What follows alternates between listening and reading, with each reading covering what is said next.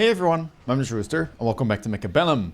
In today's video, I'm going to be covering a potential counter to the Hound strat that I covered 2 days ago in another video of mine. And I think it'd be kind of cruel not to show you guys how you could potentially deal with it. Now, the game is going to be between Till and Zemp, two very high rated players, about 2100 MMR, even above at the time of playing. And yeah, I mean, one of them is going to be playing the Hound strat, and the other is going to be playing a counter involving Arclights. And I mean, you're going to see that the strats are roughly similar in terms of their approach. In my Hound video, I said that, you know, you really want to invest a lot into the Hounds early, get that chamber compression, get the range enhancement going, ideally, you know, by the end of round 4. And it's going to be roughly similar when you're going to try and defend using Arclights. In fact, even the positionings are going to be roughly similar. Hounds generally, you know, one in front of the tower, one in the middle, and then, you know, some on the sides. Same thing is going to happen here with the arcs. We have Till with Giant Specialist, Sledgehammer, Arclight Opener, and Zemp with the Hound's Sabertooth Opener and Intensive Training Specialist. Gets a level 2 Hound right off the bat and goes for double crawler. Both players are stacking on the side where there are no buildings, so we are going to get a bit of a headbutt, but a long range one in this scenario. And, you know, as you can see here, positioning on the Arclights is very similar to what I showed in my Hound video. One in the middle, one in front of the tower, and then one kind of off to the side, a little bit further back, tower height typically, so it can actually deal with anything that would show up on the flanks. And what your game plan is going to be is just invest, you know, all the money that you have, and you don't need, you know, to invest into deployments into the Arclights. So you want to get really early range enhancement, and then you want to work your way towards Shockwave, either on round 4 or round 5, depending on, you know, how the monetary situation is. And eventually you're going to work your way towards Elite Marksman, which immediately covers the 3 techs that you should have at bare minimum, which is range enhancement, Elite Marksman, and Shockwave. Now, round 1 here is going to go in favor of Zemp because he has the 2 sabers, and Till decided to go for Chaff, which he will need, but it means that he has no DPS at the time of speaking, at least on round 1. Round 2, we immediately get unit reinforcements. Now, we do have double Fang, which is very nice. We have double Marksman as well, which is rather lovely, and that is exactly what Zemp is going to go for. That immediately covers his anti-air. Typically would, you know, get a Phoenix or something on round 2 as the Hound player, and then that typically covers your anti-air for, you know, most of the early and sometimes even mid game, so you can really go ham on the Hounds. And as we see, that's exactly what happens here. The Phoenixes get substituted for the Marksman, and Zemp is just going to add another Hound, immediately go chamber compression, and add a crawler as well. On the other side, Till decides to go for the Fangs. Wasp, as I mentioned, is something that you could consider, but the double Fang deployment does kind of deal with it. And it's just nice to get, you know, multiple deployments for free when you can, because at the end of the day, you are deployment capped every round. So, you know, being able to exceed that does help you quite a bit. We're going to get even more Arclights here from Till, and just more Chaff to kind of try and set up for, well, the fact that the chamber compression Hounds, whilst they still chaff clear fine, can get into trouble late game if you have enough crawlers and you can, you know, make sure that you start threatening something like loose formation, which is also going to be something that you eventually want to work towards. More Arclights are being added. Range enhancement very likely going to get picked next. And I mean, yeah, that's pretty much what you want, right? Another Arclight here in front of the tower, one Arclight slightly further back. In my Hound video, you also saw that whenever I started adding even more Hounds, I would typically start staggering them in between the others, and that's what Till is going to be doing here. Another thing that you can do if you want is just put the Arclights side by side, which we like to call a buddy system. And the reason you do this is because Shockwave has a base damage, but it doesn't scale. So if you make sure that the Arclights are next to one another, their Shockwave will overlap, and then the Shockwave damage actually can start killing stuff by itself. Because one Arclight Shockwave, it doesn't really tend to kill stuff like crawlers by itself. Often it will still be the Arclight's main shot that ends up killing the crawlers. But if you start overlapping multiple shockwaves on the same area, well, now the shockwave starts doing a lot of the heavy lifting. It's also part of why a strat I covered recently by Conclusion does really well, where you play an aggressive version of this and you just line up all the Arclights on one side of the board. I'll try and link it for those of you that haven't seen it, but that is also a way that you can play this into Hound if you like playing more aggressive. Now, round number 3, as expected, we do get the range here. I think Zemp there did win the round yet again, as the Saber is doing really well. It even manages to pick up a level. More chaff going to get picked up right now for Zemp, as well as another Hound. And yeah, I think here, if I'm Zemp, I probably would try to get range enhancement already on my Hound, and actually that's exactly what he does. Of course, I don't know why I thought I would have to explain that to him. Zemp is a extremely solid player, but you know, kind of as expected, immediately we get the range enhancement there on the Hounds. Couple of levels even picked up, or I guess intensive training is back off cooldown, and it's going to be even more Arclights here for Till with the range enhancement. And you can see both boards are very similar in terms of how they're built, right? Lots of chaff, and then all of your investment in terms of techs, and a lot of your deployments, you know, go into your main chaff clear, whether that is Hound for Zemp or Arclights here for Till. And if you spam enough of the Arclights, they're gonna have enough damage to kill most enemy units. I mean, even here, we can see that Sabertooth, although an Arclight got stuck on it, it deals 15,000 damage, and with the help of its friends, it doesn't do that bad of a job of clearing here. It does look like, again, Zemp will manage to win as the marksman clean up, but that's not a bad result whatsoever. Sabertooth openers typically are strongest early on, and well, the fact that Zemp, you know, is now currently selling out of them means that the only thing that you have to kill is the Hounds. And yeah, I mean, you're not losing a massive amount of hit points, so you're a-okay. Round number 4, we get Shield Airdrop versus Portable Shield for Till. Very good item on Sledgehammers, especially if you manage to get a level, although currently the Sledgehammers are kind of far away. Also a good item on Giants, and well, I did mention it, but Till is a Giant Specialist. He's going to make use of it now and head into Raiden with that Portable Shield equipped. Can be tricky, I guess. Marksmen are on the enemy field already with aerial specialization on the bar, but the nice thing when you're playing Giant Spec is that you don't really lose much for unlocking the Raiden. The unlock is free. At, you know, worst, you lose a deployment, and if you can somehow bait out AA Marksman here without really investing much into the Raiden, that should give you a little bit of an advantage. More Arclights still gonna get picked up here. I think Shockwave would have been nice, but, you know, the Raiden play is somewhat expensive still, even for Giant Spec on round 4, so I don't mind this either. And, yeah, from here on out, what you basically want to do is just build more and more Arclights, get Shockwave, make sure the Shockwave overlaps, so it also starts killing some of the Hounds, and grab the levels where possible, because that way, once you get towards kind of the late mid-game, around 7 or so, maybe 8, you can start threatening Elite, and that really starts to outscale Hounds pretty heavily if the game goes long. Raiden does a pretty decent job here, but it will fall to the level 2 Marksman, and now it's just going to come down to Arclights versus Marksman, looking like the Marksman will come out ahead. This Arclight on the right side will be able to take down a tower at the very least, grab that experience for itself, but the Marksman should still come out ahead. 140 meters base range versus 135 on the Arclight there with the range enhancement. And yeah, level 2 Marksman has enough damage to finish the job. Round number 5, Missile Strike shows up. We get a barrier as well.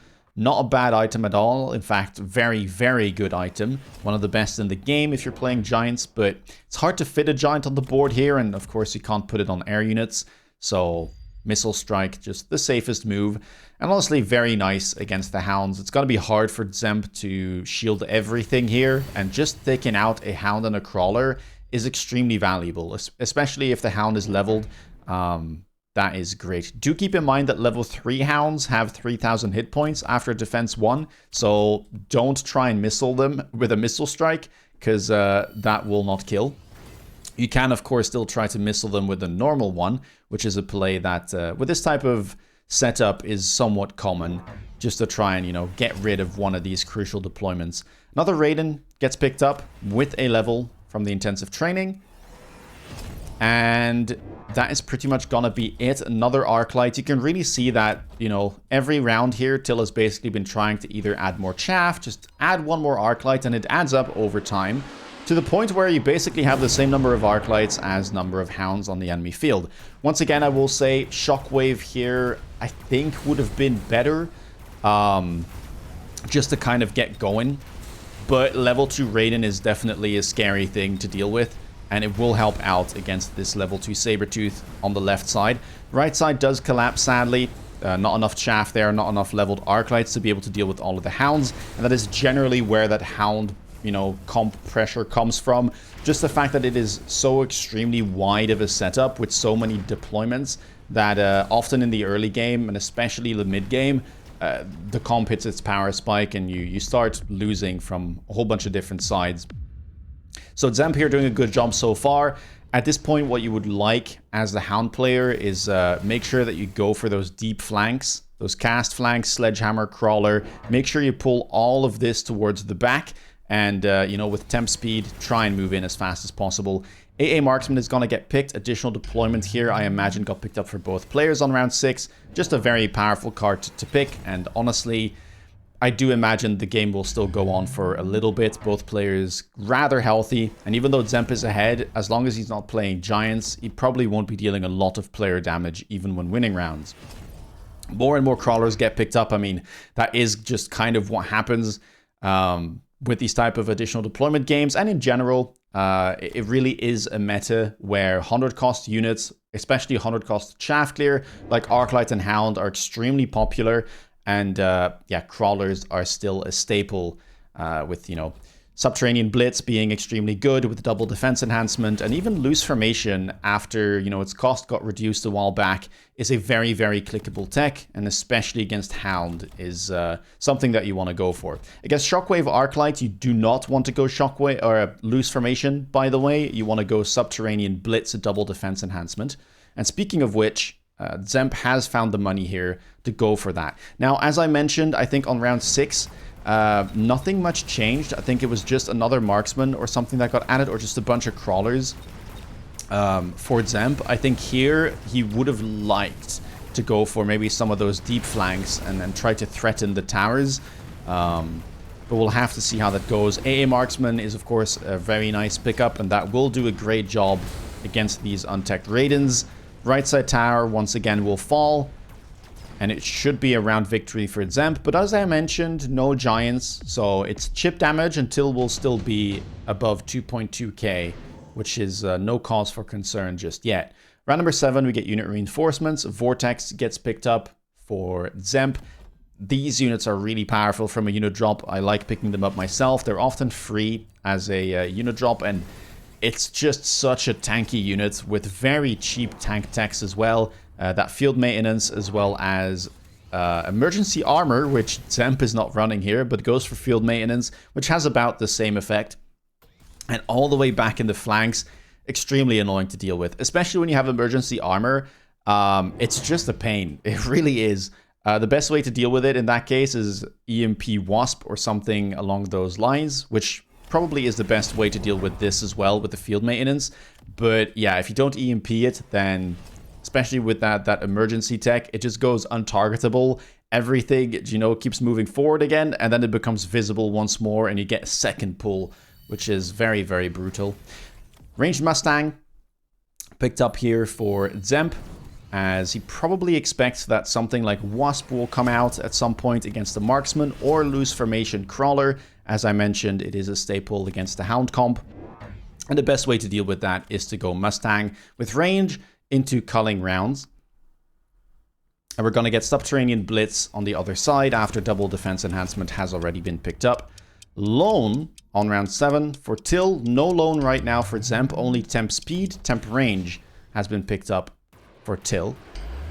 Let's have a look here. I mean, that guy is spawning in and it's tanking a level 2 Raiden plus a couple of high-level Arclights here. It will eventually fall, but the fact that it tanked for so long, when it only had about half of its hit points, is definitely a scary thing. I mean, look at that back right corner. So many crawlers surrounding that one vortex. Still, though, Arclights are doing a good job. You can see the overlap right now of that shockwave. And the thing is, shockwave does not get debuffed.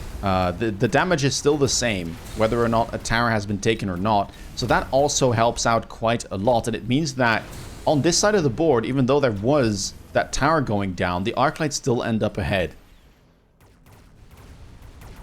They're going to attack that shield. Getting that would be lovely, of course, making sure that your opponent loses that device that they spent 100 on will eventually, you know, add up, especially once you get to the point where red spells might show.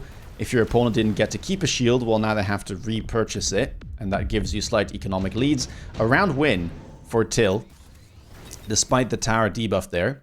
Missile Strike back off cooldown, not the most interesting of cards. It's a bit late for efficient tech research, so here I think it does make sense to simply skip.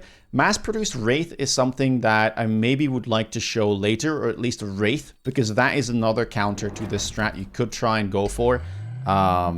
Wraith into the eventual ground Wraith tech is very, very good against Hounds. I mean, just Wraith in general, and then ground Wraith kind of helps you out against AA Marksman once they come out.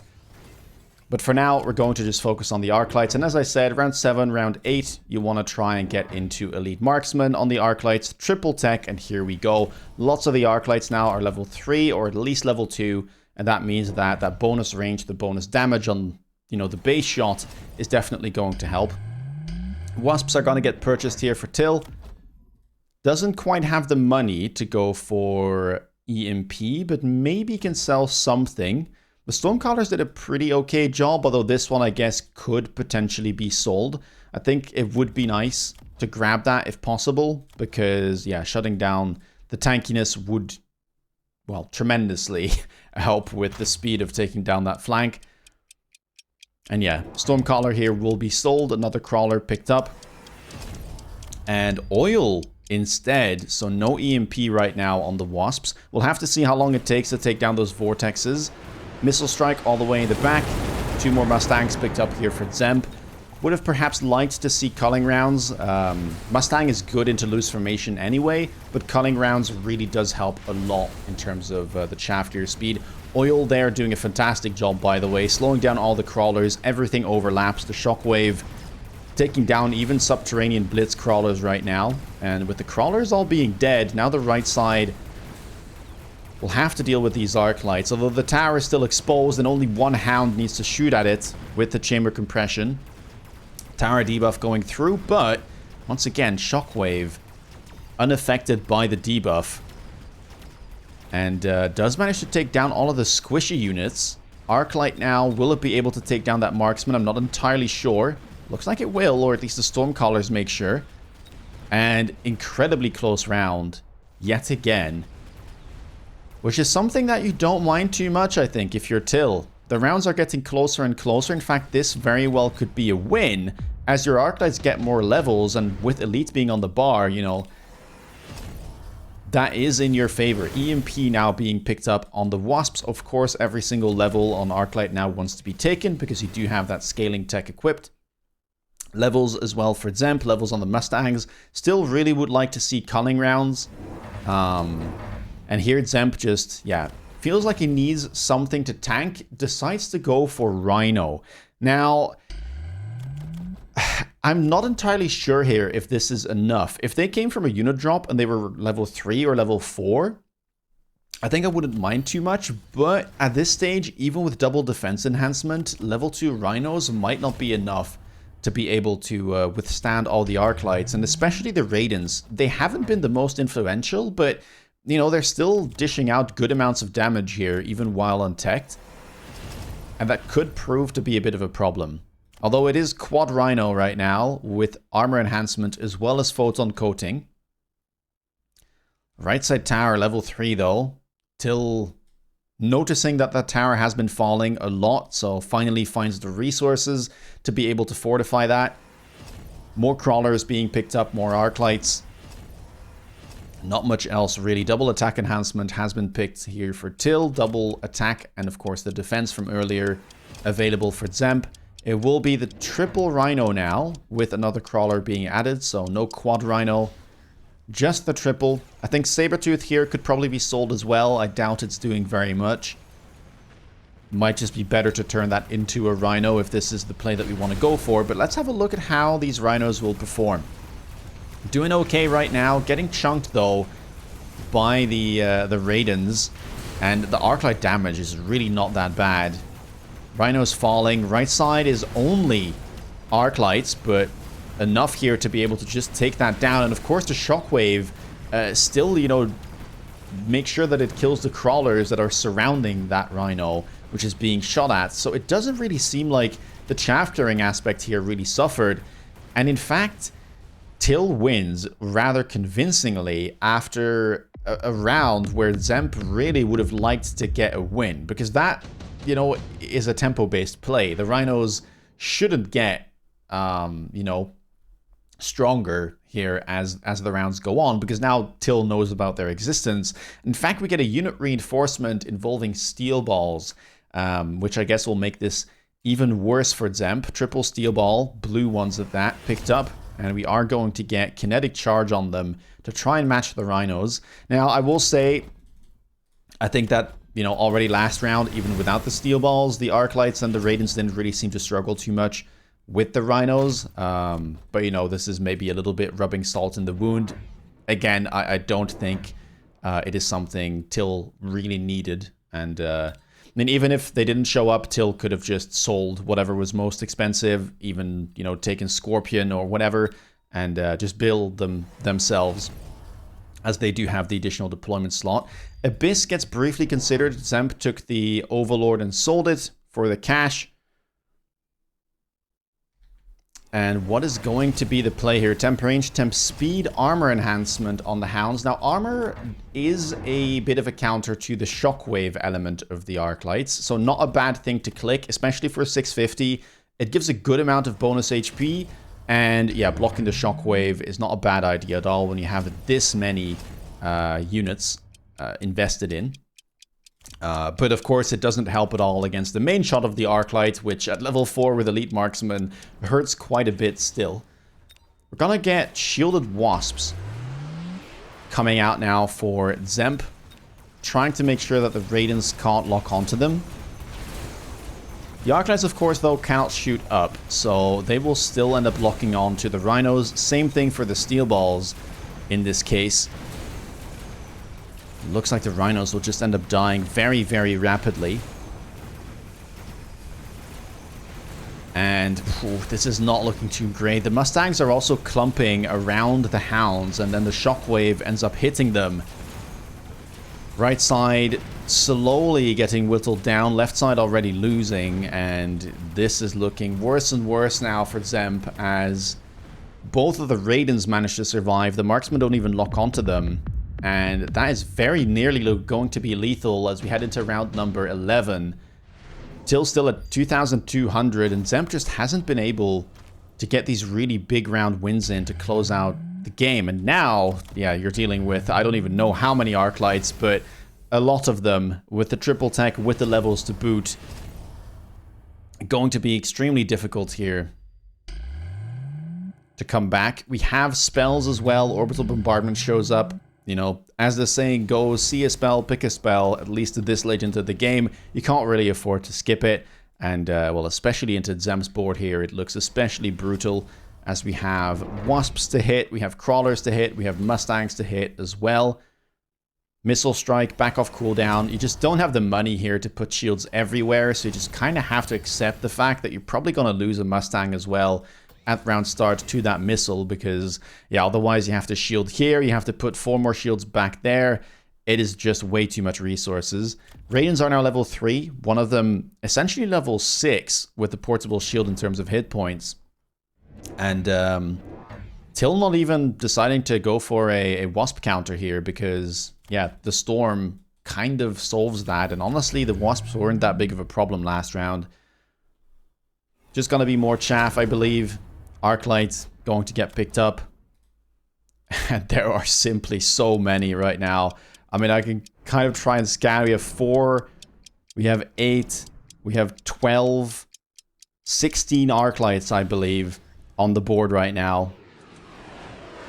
Even more than the Hounds from Zemp. And if it looks anything like last round, I don't think it bodes too well for Zemp, but let's have a look. The Rhinos trying their very best, but at this point the Steel Balls and the Raidens just doing too good a job. The right side looking like it might start to make a little bit of progress, but now of course the Arclights no longer shooting at chaff will start to lock onto the Hounds. And yeah, this just does not look too good right now. Arclights completely outscaled, and that will be the round and the game victory for Till. So this kind of showcases a comp that can go toe-to-toe, or at the very least might be a little bit worse in the early game, but can outscale, which is going to be, you know, those Arclights with the range, with the shockwave, and the eventual elite marksman. Now, the comp progression is very much the same, right? Both Hound and Arclight are 100 cost chaff clear units. Both of them you want to really spam. And I mean, you know, think of that what you will, but it is just the meta currently. The 100 cost chaff clear units are reigning supreme, and yeah, this is one of the better ways to counter it. Now, in terms of what Zemp could have done, I think earlier flanks would have been nice. The sledgehammer crawler flanks especially are just a staple, kind of trying to open up the towers and really make sure that you have that mid-game tempo, because that's when the comp is strongest and you can dish out the most damage to your opponent. Now Till was still relatively healthy and it becomes really hard to close out the game. I think those late rounds are a little bit doomed because the Rhinos were such a big investment that yeah, the fact that they didn't do anything on the round they came out is just too big a problem. But something that you can play with the Hound that is very common is going to be the Phoenixes. So let's try that. Advanced shield device here gets offered. Let's pick it because we have 3 barriers still on the board. And that's just, you know, a free little buff to them. And then I'm going to sell this Sabertooth. I don't think it does a whole lot. I'm going to go lone, temp range, temp speed, mass recruit, and elite recruit. And we're just going to go for quad Phoenix with range. And then we're just going to stack them somewhere over here, I think. Maybe just something like this. I don't know if you want to stack all of them on the same side. Maybe we do. And then just kind of hope that we win this. Next round we can build 4 more Phoenixes. I will say, ideally you have Launcher Overload on the board. Zemp doesn't have it. But I think Launcher Overload currently, and especially if you're playing the Hound comp, is just a lot better than Elite Marksman. You know, the attack boost you get, and especially the attack boost through the attack interval reduction that you get, just means that you're so much more efficient and you're a lot better at pushing in, which is exactly what this comp wants to do. Hound levels here are available. I'm going to go culling rounds as well on the Mustangs. And then let's maybe put a shield here just in case our opponent tries to missile us. And that leaves us with 100 to spend wherever we want. And I guess we can just level maybe one of the Phoenixes here. The Mustangs, in my opinion, don't need the levels right now. If we have the money in the future, I would take it. But against level 1 loose formation crawlers, they already have the threshold with culling rounds level 1, 320 to just one-shot those. So you don't really care about, you know, the bonus scaling on that tech because it doesn't give you any more breakpoints against the stuff you're trying to kill with the Mustangs. And let's have a look how this goes. Phoenixes are doing a pretty decent job for the time being. Marksman will lock on. And with that, it does look like the Phoenixes should be able to win. Of course, the ground here is losing. But that's just kind of something that we can't do too much about. The Phoenixes all do live, though, and that will be 800 damage just through air. Phoenixes picking up some levels, I think, as well, which is nice. And that would have been a good amount of chip damage. No idea why we did 799. It's a bit weird. I think normally that should have just been 800 flat, but interesting. Oh, I guess it's because they had 1 hit point. That's why. So we did deal 800 damage. But yeah, the progression here would be win this round with air. Next round, you just go more Phoenixes and you go Launcher Overload if you have it. If you don't have it, I guess you could just do the same thing, build 4 of them, and then maybe Quantum Reassembly in case you're a little bit afraid of something like Forte A coming out. But once you get, 8 Phoenixes on the board, all leveled, it starts becoming kind of rough for your opponent to match that with fortresses, because they'll only be able to probably build around 3, with how much money that costs. And the Phoenixes can fight back, especially with Launcher Overload. They'll take those out pretty quickly. On top of the fact that Hounds are kind of decent into Fortress as well with this tech bar. Anyway, that was that. I'm going to briefly show you guys how good Wraith is. And then that'll be the end of the video. All right, here we are. A game between myself and Zemp, actually, where both of us were playing the Hound board. Slightly different in terms of how we deploy. So Zemp just opting to go for a full line. I decided to go for a bigger stagger. And in this particular game, I just went for, more Hound deployments earlier. I also went for Mustangs before my opponent did, which gave me an advantage in terms of chaff clear. And you can see that the hit point totals were very much in favor of, my board here. But then Zemp decided to go into the Wraith. And in this particular game, the mistake that I make is that I don't have enough anti-air to cover against that the moment it came out. So I lost a round that my opponent went triple Wraith, and now suddenly we have 1, 2, 3, 4, 5, 6 Wraith double techs to deal with, because round 1, triple Wraith range, round 2 of the Wraith being on the board, being invested in 8-gun. And suddenly, I have a bit of a problem here, which we'll be able to see. I do have Phoenixes, which I decided to go for. Again, this is the tech bar that I mentioned. Because I thought to myself, well, if I go AA Marksman here, I might win the round, but, Land Cruiser will likely get teched. And in that case, I would rather have the Phoenixes because, aerial specialization would just be completely wasted if I decide to go for, aerial specialization Marksman. And here I lose. And that is, prior to Land Cruiser being clicked and prior to the Wraith getting levels, because of course we're late in the game, my units are leveled, so the Wraith are getting a good amount of experience. And now round number 9, we get Land Cruiser, fully teched Wraith alongside the Hound board. And I'm really into loads of trouble here. I do get the Rhinos from the unit drop that showed up, but there wasn't really anything here that I thought would be that good. Sandworm is an option, but really, my opponent has the damage to take it out. And the Wraith are just going to be looking at so many different targets. Massive range advantage here at 175. Both of us have advanced targeting system, but the Wraith just completely crush once you get to this stage. So this is another thing that you can go for. It can be a bit tricky tempo-wise if your opponent starts out with something like Marksman, of course. But if you're aerial spec and, you can cheat them out early. If you get offered mass-produced Wraith, this is a very viable line as well into Hound. You don't even need to have the Hounds on the board yourself. It just happened that in this game, both of us were in the same composition. But that is another option. Arclights or Wraith. I hope you guys enjoyed this video. If you did, please leave a thumbs up. Let me know down in the comments below what you thought about it and whether or not you've had trouble against the Hound comp or whether or not you've already been playing the counters with great success. Let me know. If you want to stay up to date with my latest content, please consider subscribing. And if you want to see me play live, check me out on Twitch. With that being said, take care, guys, and see you in the next video. Bye-bye.